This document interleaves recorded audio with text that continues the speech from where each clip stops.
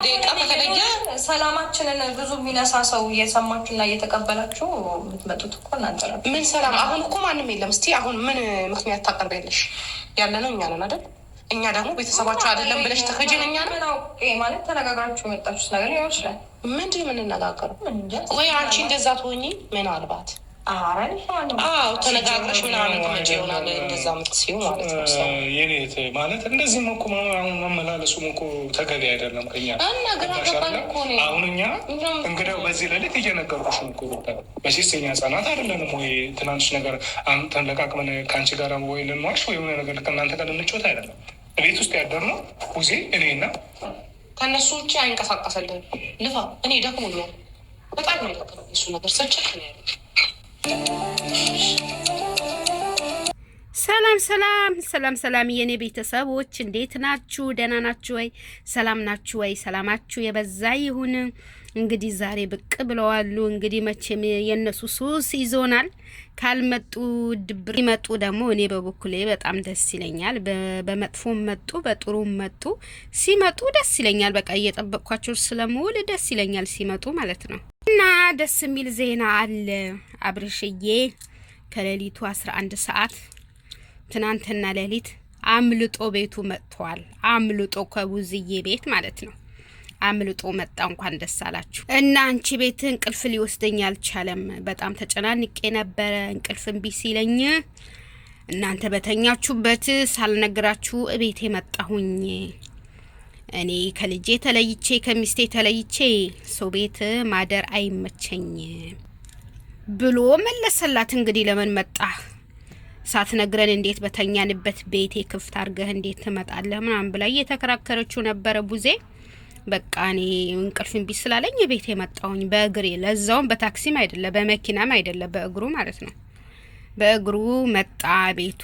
የኔ አብርሽዬ የኔ ጠንበለል የሩታ ጀግና ባል እንኳን መጣህ፣ እንኳን ቤትህ መጣህ አባትዬ። ሆ አባትዬ ቢከፋም ቢደላም ቤት የሚያክል ነገር የለም። ቤት የሚያክል ነገር የለም ሀቢብቲ። እና ዛሬ ደግሞ ደስ የሚለው ነገር ያው ቡዜ እንደሆነ ሩታ ከማስጨነቅ ሩታ ላይ ከመጮህ ዴቭም ቢሆን ምንም ሊያቆሙ አልቻሉ።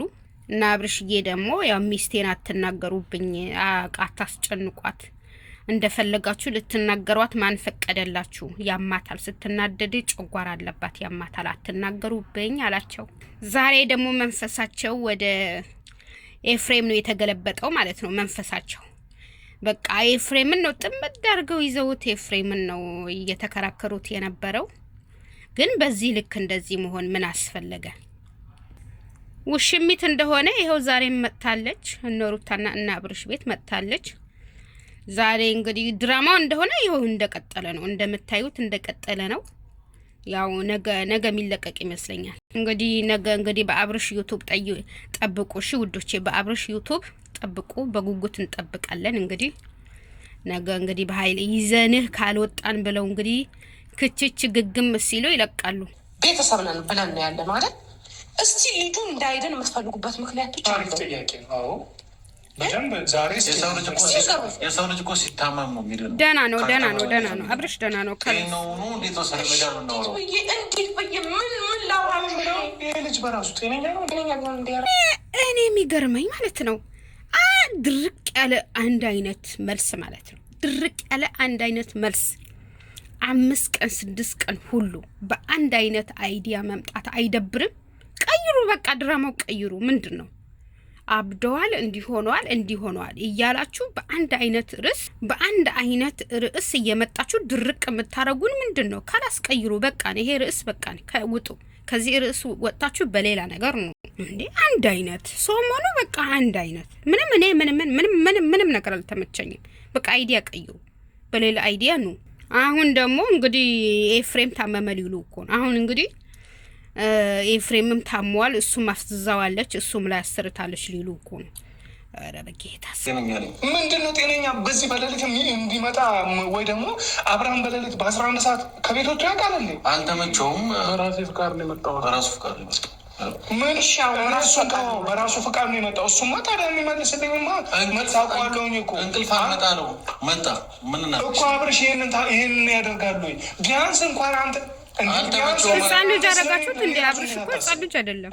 አንተ ላይ እሱ ትናንትና ከእሱ ጋር ስንከራተቱ ውዬ ለሱ ብዬ ነው አይደለም ቤትን ጥዬ ያደርኩት። እኛም ለሱ ብለን ነው ሁሉም ነገር እያደረግን ያለ ነው። ምንድነው ለሱ አሁን ተነስ ሐኪም ቤት እንሂድ። እሺ አሁን በዚህ ጠዋት ነው እንደ ሐኪም ቤቱ ራሱ አይከፈት በዚህ ሰዓት። ችግር የለውም። እኔ ጋር ቁርስ በልቶ ምናምን አብረን እንሄዳለን። እዚሁ ቁርስ በልተን አብረን እንሄዳለን። ለምሮ ነገሩ የምታሰፉት እዚሁ እኮ ቁርስ አለ ምግብ እያሰፋ ያለው አንተ ነህ።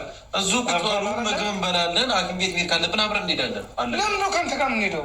የግዴታ አንተ እንድታሽከረክረን ነው እንዴ? ለኛል አብረን እኮ ነው ያስመሰልከን እኮ ታላላቆችህን በመጀመሪያ ደረጃ እስኪ አየኛል። እኔ ወንድምህ የሁለታችሁም ታላቅ ነኝ። እንግዲህ ዴቭ ታላቅ ነኝ ካልክ ማለት ነው እንደ ታላቅ አስባ እንደ ታላቅ አስብ። በቃ አብርሽ ቤቴ ሆኜ ከታመምኩም ታምሜ ደግሞ መታከምም ካለብኝ ቤቴ ከሚስቴ ጋር ቤቴ እያለ ነው አይደለ? ስለዚህ በቃ ቤት ውስጥ ይታመም። በቃ ሚስቱ ታስታመመዋለች፣ እናንተም ከጎኗ ሆናችሁ ማለት ነው።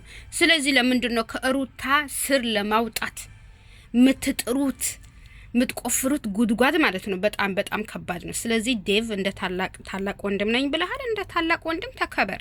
ሩታዬ ደግሞ በዚህ አጋጣሚ በጣም አምሮብሻል፣ በጣም አምሮብሻል ሩታዬ፣ የኔ ጠንበለል፣ የኔ ጀግና፣ በጣም አምሮብሽ መጥተሻል። ሁሌ መሪልን፣ ሁሌ ድመቂልን የኔ ውድ ማለት ነው ሩታዬ።